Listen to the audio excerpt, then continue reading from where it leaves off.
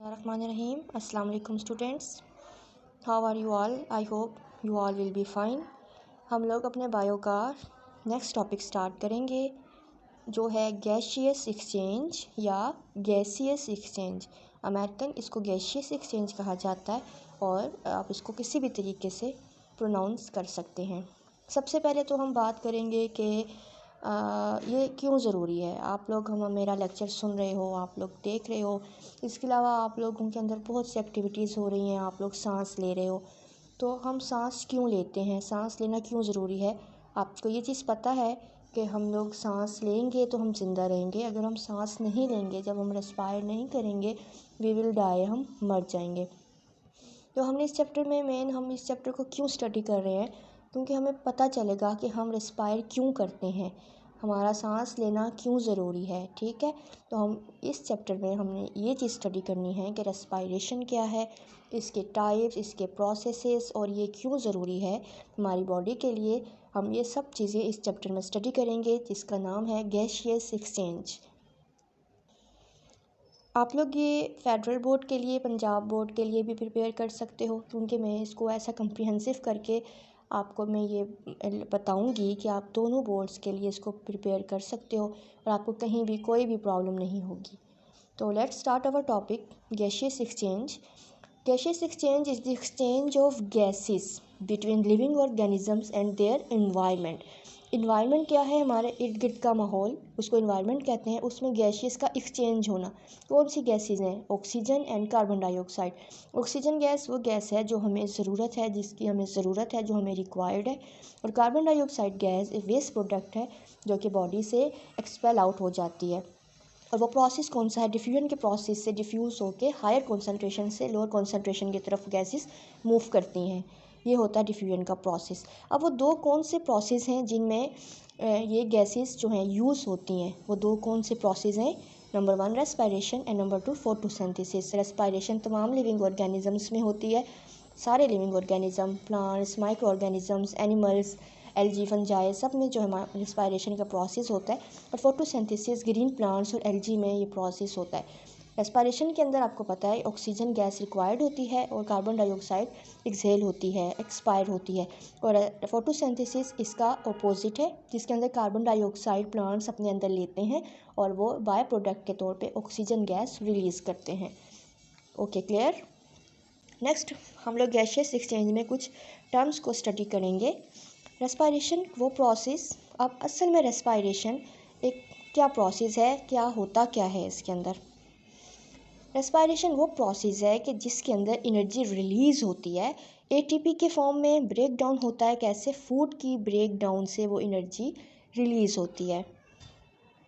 अब students, as you know कि हम लोग सारे दिन में बहुत से फ़िज़िकल एक्टिविटीज़ करते हैं, चलते हैं, फिरते हैं, खाना खाते हैं, सोते हैं, जागते हैं और बहुत से डिफरेंट टास्क परफॉर्म करते हैं। इन सब टास्क को परफॉर्म करने के लिए हमें एनर्जी की ज़रूरत है। अगर हमारे पास एनर्जी नहीं होगी तो हम ये टास्क परफॉर्म नहीं कर पाएंगे। सो रेस्पायरेशन इज़ नेसेसरी। रेस्पायरेशन क्यों ज़रूरी है? For energy. रेस्पायरेशन का प्रोसेस हमें एनर्जी देता है। और रेस्पायरेशन का प्रोसेस हमें एनर्जी कैसे देता है? रेस्पायरेशन का प्रोसेस हमें एनर्जी ऐसे देता है कि जब हम फूड लेते हैं और जब हम रेस्पायर करते हैं, जब हम सांस लेते हैं, तो ऑक्सीजन हमारी बॉडी के अंदर जाती है। ऑक्सीजन हमारी बॉडी के अंदर, हमारे सेल्स के अंदर ऑक्सीजन जो है जब वो जाएगी तो सेल्स के अंदर वो फूड की ब्रेक डाउन करेगी। फूड की ब्रेक डाउन होके तो एनर्जी प्रोड्यूस होती है, जिसको एटीपी कहते हैं। एटीपी की फॉर्म में वो एनर्जी, एडिनोसिन ट्राइफॉस्फेट के फॉर्म में एनर्जी प्रोड्यूस होती है। और ये एक केमिकल प्रोसेस है, this is a chemical process जिसके अंदर ऑक्सीडेशन का प्रोसेस होता है, ऑक्सीजन की रिक्वायरमेंट होती है और एनर्जी की ब्रेक डाउन होती, फूड की ब्रेक डाउन होती है। फूड की ब्रेक डाउन होती है तो एनर्जी प्रोड्यूस होती है। और एनर्जी जो है वो नेसेसरी है हमारे बॉडी की तमाम, हमारी बॉडी के सारे फंक्शंस के लिए वो एनर्जी हमें चाहिए, वो एनर्जी हमारी बॉडी के फंक्शंस के लिए ज़रूरी है। So the respiration process is necessary, it is very important due because किस वजह से? क्योंकि हमें उसकी वजह से एटीपी एनर्जी प्रोड्यूस होती है, हमें एनर्जी मिलती है। बाय कैसे मिलती है? By the break down of, किसकी ब्रेक डाउन होती है? फूड की ब्रेक डाउन।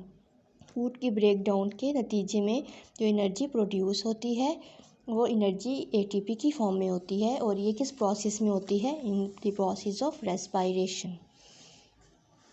अब हम बात करते हैं रेस्पायरेशन की। मेनली 3 टाइप्स हैं: external respiration, internal respiration and cellular respiration. जैसे ही नाम से पता चल रहा है, एक्सटर्नल रेस्पायरेशन जो कि बॉडी के आउटसाइड हो रही है, जो कि सिंपली ब्रीदिंग प्रोसेस है। ब्रीदिंग प्रोसेस क्या होता है? जिसमें हम नॉर्मली कार्बन डाइऑक्साइड एक्सहेल करेंगे, ऑक्सीजन इनहेल करेंगे। पहले ऑक्सीजन की बात कर लेते हैं। हम इसमें ऑक्सीजन इनहेल करते हैं, ऑक्सीजन गैस बॉडी के अंदर जाती है, carbon dioxide as a by product body से एक्सपेल आउट हो जाती है। और ये एक फ़िज़िकल प्रोसेस है, इसमें एनर्जी की ब्रेकडाउन वगैरह नहीं होगी, वो रेस्पायरेशन में होती है। इंटरनल होती है कि इंटरनल रेस्पायरेशन वो रेस्पायरेशन है जिसमें एक्सचेंज होता है ऑक्सीजन का between blood and body cells.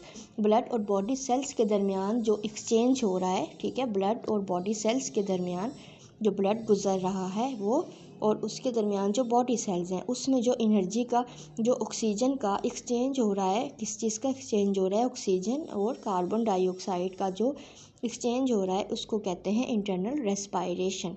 Cellular respiration जो कि सेल के इनसाइड द सेल होती है, जैसे इसके नाम से पता चल रहा है, वो रेस्पायरेशन जो इनसाइड द सेल होगी उसको कहेंगे सेलुलर रेस्पायरेशन। अब सेलुलर रेस्पायरेशन के 2 मेन टाइप्स हैं: aerobic respiration and anaerobic respiration. Aerobic respiration वो रेस्पायरेशन होती है जो कि प्रेजेंस ऑफ ऑक्सीजन होती है, aerobic in the presence of oxygen. Anaerobic, an मतलब कि जो कि एब्सेंस ऑफ ऑक्सीजन में होती है, या जिसमें ऑक्सीजन की प्रेजेंस की ज़रूरत नहीं होती, वो एनएरोबिक रेस्पायरेशन होती है। और बेसिकली ये सेलुलर रेस्पायरेशन की 2 टाइप्स हैं: aerobic respiration and anaerobic respiration. The respiration which occurs in the presence of oxygen is called aerobic respiration, and the respiration which occurs in the absence of oxygen is called anaerobic respiration. Friends, अब हम next topic की तरफ आते हैं जो है gases exchange in plants. अब हम बात करने जा रहे हैं प्लांट्स के अंदर गैसेस एक्सचेंज कैसे होती हैं, कौन कौन से मेथड्स हैं, और किस तरीके से प्लांट्स के अंदर गैसेस एक्सचेंज, कौन सा प्रोसेस है जैसे जिसके थ्रू गैसेस एक्सचेंज होती है।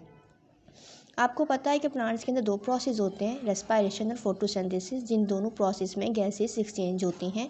रेस्पायरेशन वो प्रोसेस है जो भी हमने पढ़ा, इसमें फूड की ब्रेकडाउन होती है, ऑक्सीजन गैस रिक्वायर्ड होती है, और ऑक्सीजन गैस रिक्वायर्ड ये एक केमिकल प्रोसेस है जिसमें कार्बन डाइऑक्साइड, वाटर और एनर्जी एंड प्रोडक्ट के तौर पे जो है वो प्रोड्यूस होते हैं। और फोटोसिंथेसिस उसका अपोजिट है, जिसमें carbon dioxide gas plant use करते हैं, वाटर और एनर्जी एटीपी की फॉर्म में यूज़ करते हैं, और क्या बनाते हैं? ग्लूकोज बनाते हैं, और ऑक्सीजन गैस को वो सिक्रीट आउट करते हैं, रिलीज़ आउट करते हैं, एज अ बाय प्रोडक्ट वो उसको बनाते हैं। पढ़ेंगे कि प्लांट की बॉडी में कोई ऑर्गन है रेस्पायरेशन के, तो इसका आंसर है नो। प्लांट्स की बॉडी में कोई भी स्पेसिफिक ऑर्गन रेस्पायरेशन के लिए नहीं है। तो प्लांट की बॉडी में सिंपल एक डिफ्यूजन का प्रोसेस होता है जिसके थ्रू रेस्पायरेशन का प्रोसेस होता है, और वो किस किस के थ्रू होता है? कुछ प्लांट की बॉडी में कुछ ऐसे स्ट्रक्चर्स हैं जिनसे रेस्पायरेशन का प्रोसेस परफॉर्म होता है। Number 1 stomatal respiration, intercellular, cuticle और लेंटिकल्स। ठीक है, ये कुछ स्ट्रक्चर्स होते हैं जिनकी मदद से रेस्पायरेशन का प्रोसेस प्लांट्स की बॉडी में होता है। अब इनको 1 बाय 1 हम डिस्कस करते हैं। स्टोमेटा क्या होता है स्टूडेंट्स? स्टोमेटा प्लांट्स के लीव्स में, प्लांट्स की बॉडी में कुछ पोर्स होते हैं जिनसे गैसेस एक्सचेंज होती है और वाटर ड्रॉपलेट्स का एक्सचेंज होता है। स्टोमेटा असल में पोर्स होते हैं और जो कि 2 गार्ड सेल से कवर होते हैं, और वो गार्ड सेल्स उनकी हेल्प करता है ओपन और क्लोज़ करने में। स्टोमेटा ओपन और क्लोज़ होते हैं। स्टोमेटा जब ओपन होते हैं तो गैसेस एक्सचेंज हो जाती है। उसके बाद सेकंड जो है नेक्स्ट है इंटरसेलुलर स्पेसिस। प्लांट के अंदर मेसोफिल सेल्स होते हैं, उनके लीव्स के अंदर, उन सेल्स के अंदर कुछ स्पेसिस होते हैं, खाली स्पेसिस, उनके अंदर से भी रेस्पायरेशन का प्रोसेस होता है, उनको कहा जाता है इंटरसेलुलर स्पेसिस। सेल के दरमियान में कुछ स्पेसिस जिनमें से गैसियस एक्सचेंज होता है, इस प्रोसेस को कहते हैं इंटरसेलुलर स्पेसिस। क्यूटिकल जो है वो प्लांट की बॉडी के ऊपर, प्लांट के लीव्स और स्टेम के ऊपर एक वैक्सी सा क्यूटिकल एक लेयर होती है जो कि प्लांट को असल में वाटर वाटर लॉस से बचाती है, ठीक है, ताकि प्लांट की बॉडी से वाटर का लॉस ना हो, उसको बचाने के लिए क्यूटिकल होती है। लेकिन क्यूटिकल का रेस्पायरेशन में भी रोल है। क्यूटिकल में से गैसेस का एक्सचेंज जो है वो डिफ्यूजन के प्रोसेस से होता है। तो इस तरह से क्यूटिकल रेस्पायरेशन में भी प्लांट्स की हेल्प करता है। उसके बाद है लेंटिकल्स। लेंटिकल्स जो है वो वुडी स्टेम के अंदर होते हैं। लेंटिकल्स वुडी प्लांट्स जो होते हैं, जो जिनके बार्क में, जिनके यहाँ पे कॉर्क सेल्स के अंदर कुछ पोर्स होते हैं। प्लांट्स के ऊपर कुछ पोर्स आ जाते हैं, उसके बाहर की साइड पे, उसकी कॉर्क साइड पे, उसकी छाल की साइड पे, उनको कहा जाता है लेंटिकल्स। और उन पोर्स में से भी ऑक्सीजन गैस और कार्बन डाइऑक्साइड गैस जो है वो इनका एक्सचेंज होता है। और इस तरीके से लेंटिकल से भी प्लांट्स के रेस्पायरेशन का प्रोसेस जो है वो लेंटिकल्स भी परफॉर्म करते हैं। इस तरीके से ये कुछ स्ट्रक्चर्स हैं, स्टोमेटा, इंटरसेलुलर स्पेसिस, क्यूटिकल और लेंटिकल्स, जिनकी हेल्प से प्लांट के अंदर गैसेस एक्सचेंज का प्रोसेस होता है।